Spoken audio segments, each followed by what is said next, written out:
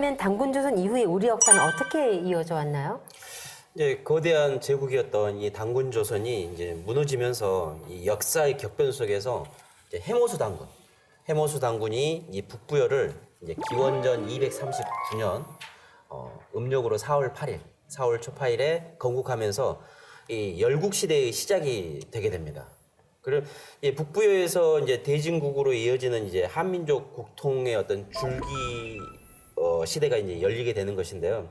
이 1200여 년을 여는 이제 대사건이 바로 해모수 단군이 개국한 북부여가 되겠습니다. 그래서 이 왜 북부여냐? 이제 단군 조선이 이제 좀 국난이 좀 어려울 때 이름을 이제 대부여로 이름을 바꾸게 되거든요. 근데 그 대부여의 북부를 중심으로 나라를 열었기 때문에 나라 이름을 이렇게 북부여라고 하는 것입니다. 백성들은 이러한 이 북부여를 연 해모수를 단군으로 추존하고 모시면서 이 북부의 역사가 이제 시작을 하게 되는데요. 6분의 단군이 182년의 역사를 가지고 있는데요. 그 5세 단군이었던 이 고두막 단군이 때부터 이제 후기로 나누게 되는데요. 이 한무제의 침략에 맞서 이제 북부여를 구하신 분이 바로 이 고두막한 단군인 이 동명왕이 됩니다. 우리가 이제 흔히 주몽성제를 이 동명왕으로 알고 있는데요. 실제로는 이 고두막 단군이 바로 동명왕이 되는 거죠. 그러니까 주몽성제가 동명왕이라는 것은 왜곡된 역사를 이렇게 우리가 알고 있는 겁니다. 이 동명이라는 말은 이 졸본부여를 세우고 즉위한 이 고두막한의 호가 동명이었거든요. 그래서 이 동명왕이라는 것은 바로 고두막한 단군을 이야기를 한다는 것입니다. 이후에 이제 북부여가 고조선을 계승하였다는 사실은 이 한민족 고대사의 국통맥을 바로잡는 핵심 요체, 서두에 이야기했듯이 이 잃어버린 그 잃어버린 그 연결고리를 시켜주는 것이 바로 북부여라는 것이죠.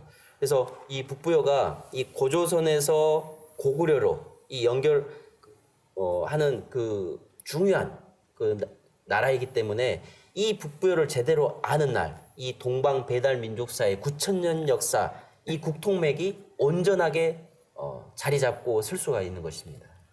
그래서 말씀을 들어보면은 그리고 이제 환단고기를 통해서 비로소 이제 역사를 다시 깨닫고 보면 우리가 학교에서 이거 안 배웠거든요. 현행 교과서가 진짜 주몽이 동명 성왕이고 주몽 아버지는 해모수다 해서 180년 역사를 그냥 6대에 걸친 역사를 딱 압축도 해버리고 아예 뭐 없어져 버렸는데, 그러니까 간에서 피가 만들어져가지고 심장으로 피를 보내고 심장이 전신으로 막 피를 보내야 돌아가는 오장육부에서 장기 하나를 적출한 느낌이에요, 이게. 그러니까 우리가 환단고기는 빼앗긴 장기를 다시 집어넣어서 이렇게 역사의 맥을 이어주고 있는데요. 그래서 실제 그럼 역사가 뭐냐? 근데 왜 그 역사가 그대로 남겨졌냐고 보면은 그 일제가 남겨놓은 삼국유사랑 삼국사기에 그대로 그게 써 있으니까 그거를 우리는 그대로 알고 있는 거죠. 그렇죠. 장기를 빼고서 봉합을 해놓고서는 그게 마치 원래 그랬던 것처럼.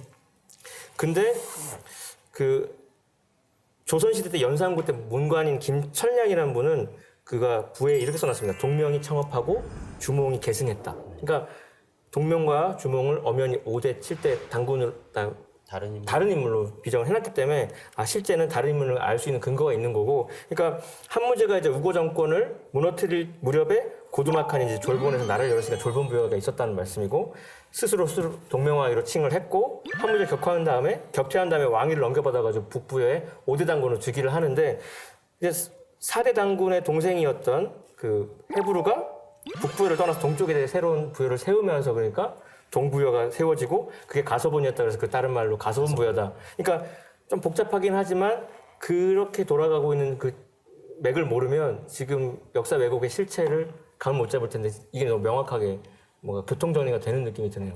그러니까 부여사를 제대로 알아야, 그러니까 우리가 부여라고 하면 그냥 하나의 국가로만 알고 있는데 이 열국 시대였기 때문에 부여사 뭐 가서본 부여랄지 북부여랄지 동부여, 서부여 이렇게 여러 가지 부여가 있기 때문에 그 역사를 제대로 알아야만 고조선에서 이 고구려로 연결되는 이 열국 시대에 연결되는 그 진정한 이 국통맥을 알 수가 있는 것이죠.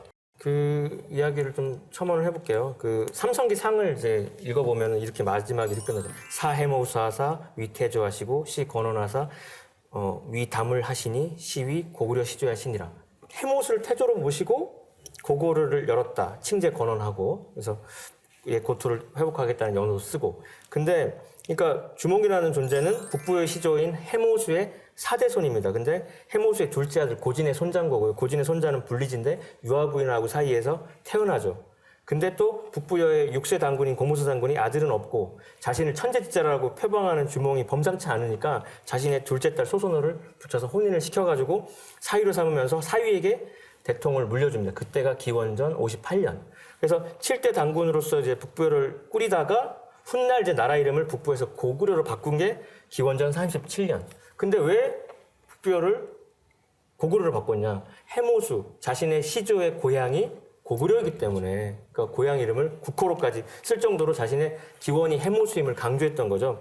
근데 이제 그 고구려가 또 망할 때 그 대중상이라는 인물이 나타나죠. 그러니까 고구려 전 문명인 북부여가 원고구려라면 고구려가 이제 망하고서 그 대중상이 동쪽에 동모산에 이르러서 성을 쌓고서 거기에 나라를 열으면서 고구려를 회복한다 그래가지고 후고구려라고 하게 되는데 그때 대중상은 또 죽어버립니다. 뜻을 못 이루고 그 아들이 대조영이 당나라군을 격파하고 육천리 강역을 개척해가지고 옛 영토를 굉장히 많이 회복을 하거든요.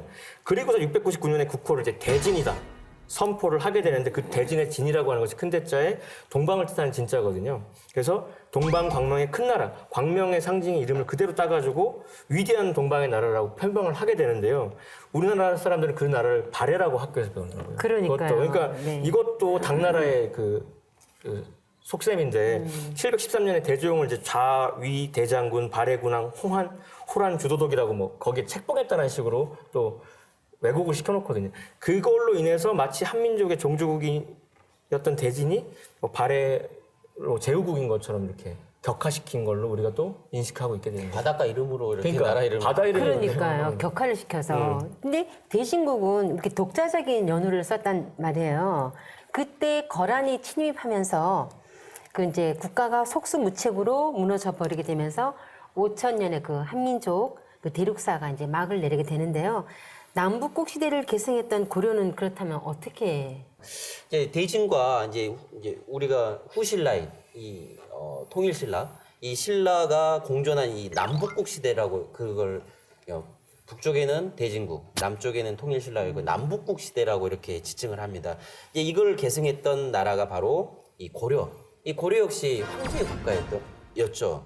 그래서 개성을 황도라고 부르고 그다음에 황제가 제천의식을 거행하는 이 원구단을 설치한 다음에 황제국으로서 지극히 어떤 자연스러운 일이었는데요. 이 세계 제국을 건설한 이 원나라의 어떤 정치적 간섭 때문에 이제 우리 나라가 이제 고려가 이제 25대부터 이제 그 전까지는 다 황제였죠. 근데 이제 원나라로부터 내정 간섭을 받으면서 충성할 충자를 붙여가지고 충렬왕을 시작으로 충선왕, 충숙왕, 충해왕, 충모왕, 충정왕까지 30대까지 이 원나라에 충성한다는 충자를 왕의 이름으로 이렇게 붙이게 되는 치욕적인 그런 역사가 있었습니다. 그래서 이 원나라의 부마국이 되면서 이 황국 배달 조선 이래로 줄곧 천자국이었던 우리의 위상이 이렇게 처참하게 무너지게 된 계기가 또 고려시대 후반이라고 할 수가 있습니다. 천자국이 그냥 하루아침에 그러니까. 제후국으로 그냥 추락하는 그런 계기가 된 것 주인집이 같아요. 이제 새빵살이를 그러게 말입니다. 그만큼 역사 뭐 이 당시에도 이렇게 나라를 팔아먹는 그런 사람들도 있었고 참 역사적으로 암울했던 시기가 아닌가 싶습니다. 그러니까 이 뿌리 역사가 단절되면서 어떤 그런 천자국의 이런 자긍심 이런 것도 상실됐던 것 같아요.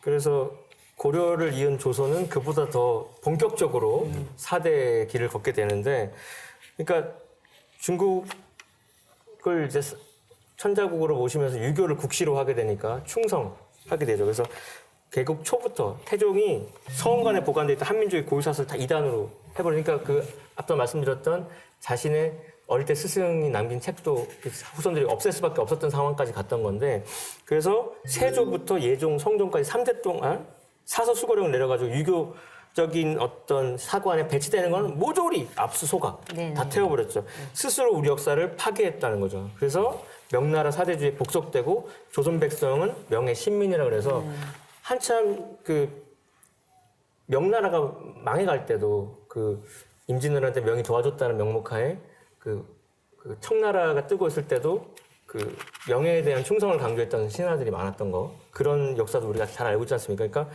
한문은 진서고 우리 또 한글은 언서로 무시하던 그런 시절이 됐고 조선은 사실상 그러니까 한일합방 전에 그 경술국치였던 1910년 그 전부터 이미 정신적으로는 뭐다 한중합방이 돼 있었다.